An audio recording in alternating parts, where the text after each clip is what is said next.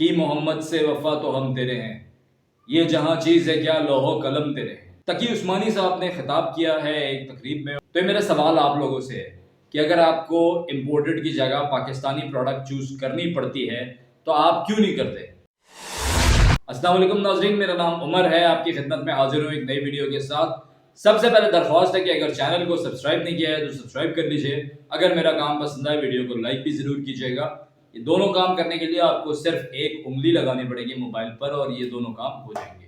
تقی عثمانی صاحب نے خطاب کیا ہے ایک تقریب میں اور وہاں پر انہوں نے بتایا کہ یہ پورا جو سسٹم اس وقت چل رہا ہے یہ پاکستان کے لیے کتنا نقصان دہ ہے، اور اس کے اندر یہ بھی انہوں نے بتایا کہ امپورٹڈ چیزیں استعمال نہ کریں۔ تو اس پوائنٹ پہ آ کے میرے کچھ سوالات کھڑے ہوئے اور میرا خیال میں اور بھی بہت سارے لوگوں کے ذہن میں سوالات آئے ہوں گے۔ تقی عثمانی صاحب کسی تعارف کے محتاج نہیں ہیں، ایک بہت بڑی ہستی ہیں، لیکن ان کے اس خطاب نے بہت سارے سوالات بہت سارے لوگوں کے ذہنوں میں کھڑے کیے ہوں گے، میں بھی ان میں سے ایک ہوں۔ کیا پاکستان کی جو پروڈکٹ ہوتی ہیں ان کی وہ کوالٹی ہوتی ہے کہ وہ انٹرنیشنل لیول کے اوپر کمپیٹ کر سکیں؟ تو یہ میرا سوال آپ لوگوں سے ہے کہ اگر آپ کو امپورٹڈ کی جگہ پاکستانی پروڈکٹ چوز کرنی پڑتی ہے تو آپ کیوں نہیں کرتے، یا اگر آپ کریں گے تو آپ کے ذہن میں پھر بھی کیا چیز ہوگی؟ یہاں پر مجھے اپنے کمنٹ میں لازمی بتانا ہے۔ دوسری چیز، اگر ہم کوئی بھی چیز بنانا شروع کریں پاکستان میں تو کیا حالات اس وقت سازگار ہیں؟ بجلی کا بل اس وقت آپ دیکھیں بجلی کہاں پہنچی ہوئی ہے۔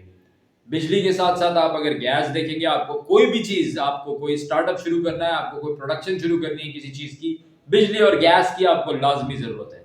تو وہ قیمتیں اس وقت ایسی نہیں ہے کہ آپ کوئی بھی نیا سٹارٹ اپ اس وقت اس انوائرمنٹ میں شروع کر سکیں۔ ان سب چیزوں کو دیکھتے ہوئے لیبر کاسٹ کہاں پہنچ گئی ہے؟ ڈالر آپ کے سامنے ہی ہے کہاں روکا تھا، ٹھیک ہے اس کو ابھی ہولڈ کر لیا ہے تھوڑا ٹائم کے لیے، وہ بھی اب اس کے اوپر میں ابھی بات نہیں کر رہا، لیکن اس وقت ڈالر بھی 278 269 چل رہا ہے، تو وہ بھی ایک اچھی کاسٹ ہے۔ آپ جب یہ ساری چیزیں دیکھتے ہیں تو آپ کو پتہ لگتا ہے کہ اس وقت حالات سازگار ہیں ہی نہیں، اور کچھ حد تک آپ اگر سب بند بھی کر دیں تب بھی آپ کو کچھ چیزوں پہ، امپورٹنٹ چیزوں پہ جانا ہی پڑے گا۔ تو میں سمجھتا ہوں اس وقت کے جو حالات ہیں، انہوں نے اپنے خطاب میں جیسے بتایا تقی عثمانی صاحب نے، اس وقت تو ایسے حالات بھی نہیں ہیں کہ اسلامی نظام رائج کیا جا سکے۔ تو آپ سمجھ سکتے ہیں کہ یہ کہاں پہنچ گئے ہیں، ہم اپنے سسٹم کے ساتھ اس وقت کہاں کھڑے ہوئے ہیں۔ اور وہ جو کچھ دن پہلے ایک ویڈیو آئی تھی نا، ساحل ادیم صاحب کہہ رہے تھے طاغوت کیا ہے، تو میں اگر اپنے پرسنل اس کے اوپر بولوں تو یہ طاغوت ہی ہے۔ آپ کے سامنے ایک لائیو ایگزامپل ہے، یہ طاغوت ہی ہے، جہاں پر غریب مر رہا ہے، جہاں پر لوگوں کے پاس اب کھانے کے پیسے نہیں بچ رہے ہیں، جہاں پر لوگ صبح شام پریشان ہیں، جہاں پر پنکھا چلانے سے پہلے سوچ رہے ہیں کہ یار بل کیا آئے گا، اور بچوں کو بہانے بہانے سے گھر سے باہر لے جا رہے ہیں چکر لگوانے کے لیے کہ بیٹا آؤ تو میں ہوا کھلا کے لاؤں تاکہ یہاں پر لائٹ بند کر دوں تھوڑی دیر، تاکہ تھوڑی دیر پنکھا بند کر دوں۔ تو اب وہ جو دماغ تھا نا، جس کو کچھ پروڈیوس کرنا تھا یا جس کو کچھ بنانا تھا یا جس کو امپورٹڈ آئٹمز کے ساتھ کمپیٹ کرنا تھا، اس کو آپ نے لگا دیا بجلی میں، پانی میں، گیس میں، روزمرہ کی چیزوں کی بڑھتی ہوئی قیمتوں میں۔ اگر کوئی بھی ایسا سمجھتا ہے کہ اس وقت پاکستان کے اندر سٹارٹ اپ کوئی یا برانڈ لانچ ہو جائے گا، تو میرا خیال میں یہ اس کے لیے رائٹ ٹائم نہیں ہے، اس وقت چانسز بہت کم ہیں۔ باقی تقی عثمانی صاحب کا جو خطاب ہے، اگر آپ لوگوں میں سے کسی نے نہیں سنا ہے ضرور سنیں، 101% اس کے اندر بالکل ٹھیک باتیں انہوں نے بتائی ہیں۔ تو اب ذرا بات کرتے ہیں پاکستانی سیاست کی، اور پہلے پی ٹی آئی کی بات کر لیتے ہیں۔ پی ٹی آئی کی اعلیٰ قیادت کی طرف سے بتایا جا رہا ہے کہ عمران خان صاحب کا جو سیل ہے وہاں پر کچھ کیڑے موجود ہیں، جس کی وجہ سے ان کو اپنے سیل میں خاصی دشواری کا سامنا کرنا پڑ رہا ہے۔ اب بات کرتے ہیں نون لیگ کی۔ نون لیگ نے کہا ہے، عطا طارق صاحب نے، کہ جو بنو کا جو واقعہ ہوا تھا اس کے اندر پی ٹی آئی ملوث تھی اور یہ انہی کی طرف سے کروایا گیا ہے۔ تو میرا خیال میں اب اس کی تحقیقات جب تک نہیں ہوتی، کوئی بھی چیز سامنے نہیں آتی، میں نے اپنے پچھلے بلاگ کے اندر بھی یہ بتایا تھا کہ دو طرفہ بیانیے چل رہے تھے۔ ایک کہہ رہے تھے کہ انتشار پھیلانے کے لیے کیا، بہت سے لوگ کہہ رہے تھے سیکیورٹی فورسز کی طرف سے کیا گیا ہے، تو وہ کوئی حتمی چیز سامنے نہیں آئی تھی۔ تو میرا خیال میں جب تک قیاس آرائیاں ہوں ان کے اوپر کان نہیں دھرنے چاہیے۔ جب کوئی کنفرم نیوز آ جائے، آپ کو پتہ لگ جائے، تب آپ شیئر کریں یا تب اس کے اوپر یقین کریں۔ میں بھی تبھی وہ خبر آپ کے ساتھ شیئر کروں گا جب کنفرم نیوز ہوگی۔ آپ اگر چاہیں چینل کو سبسکرائب کر سکتے ہیں، آپ کو یہاں سے جو بھی چیز ملے گی، ہماری کوشش ہوتی ہے کہ ہم آپ کو اوتھینٹک نیوز دیں۔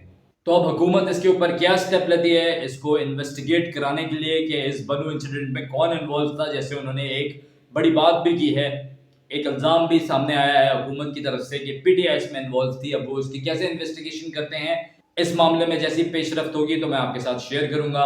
ایک بات اور عطا طارق صاحب نے کی ہے، کہ کسی بھی مڈل کلاس کے گھر سے بہتر ہے بانی پی ٹی آئی کا سیل.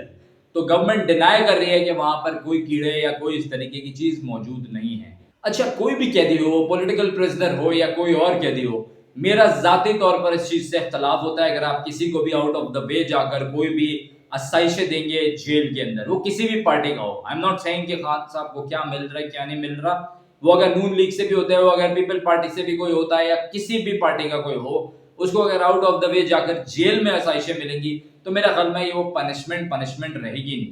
اگر آپ دیکھتے ہیں غریب کو آپ جس طریقے سے ٹریٹ کرتے ہیں, یا ایک عام آدمی کو, میں بولوں گا غریب کا لفظ میں نے غلط استعمال کیا, ایک عام آدمی کو آپ جس طرح سے جیل میں ٹریٹ کرتے ہیں, میرا خیال میں سب کے ساتھ وہی سلوک ہونا چاہیے. شفقت محمود صاحب پی ٹی آئی کا ایک بڑا نام تھے, اگر بہت سارے بچوں کو بھی وہ پسند ہوں گے. وہ وزیر تعلیم تھے اور خاصے لوگوں کو پاس واس بھی کیا تھا انہوں نے, تو بچوں کے وہ ایک ٹائم پہ بڑے فیوریٹ ہو گئے تھے. انہوں نے سیاست کو خیر بات کہہ دیا ہے, گڈ لک کہہ دیا ہے پی ٹی آئی کو, اور سیاست سے کنارہ کشی اختیار کر لی. وہیں پہ نون لیگ کی طرف سے بھی کرمانی صاحب نے اپنے راستے جدا کر لیے ہیں, اور انہوں نے کہا ہے کہ انکمپیٹنٹ لوگ موجود ہیں اب پی ایم ایل این کے اندر. تو یہ بولتے ہوئے انہوں نے اپنے اسٹیٹمنٹ کے ساتھ پی ایم ایل این سے اپنے راستے جدا کر لیے ہیں. کراچی میں ایک اور رابری کا واقعہ پیش آیا ہے. 8 سال کی بچی کو اور ایک خاتون کو رابری پہ ریزسٹ کرنے پر گولی مار دی گئی ہے. یہ جو رابری کے واقعات ہوتے ہیں جن میں لوگوں کو مار دیا جاتا ہے, جو مارنے والے ہیں وہ اس بات کو بالکل ذرا سا بھی خاطر میں نہیں لاتے کہ آپ کسی کے پیاروں کی جان لے رہے ہیں. کیا ہوتا ہے یار, آپ ایک کوئی بھی چیز چھین رہے ہو, کتنے کا سامان ہوگا, کسی کی جان تو واپس نہیں آئے گی نا.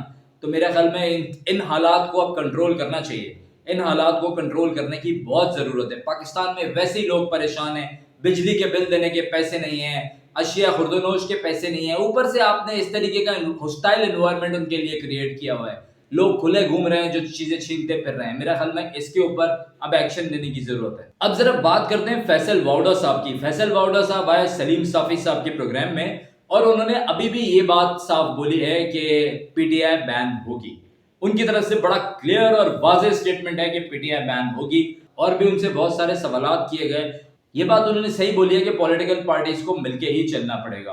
اب یہ والی سیاست آگے نہیں چل سکتی کہ کوئی بھی اپنی انا پسندی کے اوپر ڈٹا رہے یا بیٹھا رہے یا دوسرے سے بات نہیں کرے. اس وقت جو پاکستان کے حالات ہیں, میں سمجھتا ہوں سارے پولیٹیشینز کو ضرورت ہے مل کے بیٹھیں, بات کریں, اسٹریٹجی بنائیں کیسے ملک کو آگے لے جانا ہے. اپنے ذاتی اختلافات یار بعد میں دیکھ لینا, جو بھی تمہارے مسائل ہیں ان کو بعد میں حل کرتے رہنا, پہلے اپنے پاکستان اپنے کنٹری کو بچاؤ. تو کے الیکٹرک نے پھر سے موو کیا نیپرا پر اور درخواست دی ہے کہ 5.5 روپے کا ہم کو یونٹ مزید بڑھانا ہے. پھر وہی ڈرامہ ہوتا ہے کہ جی فیصلہ محفوظ ہو گیا ہے اور وہ رکھ لیا ہے, اور 30 جولائی کو بتائیں گے یا کوئی اور ڈیٹ دے دی جائے گی اس پہ بتائیں گے, اور یہ فیصلہ کیا ہونا ہے سب کو پتا ہے. بھائی سمجھ لیں آپ پیسے بڑھ گئے.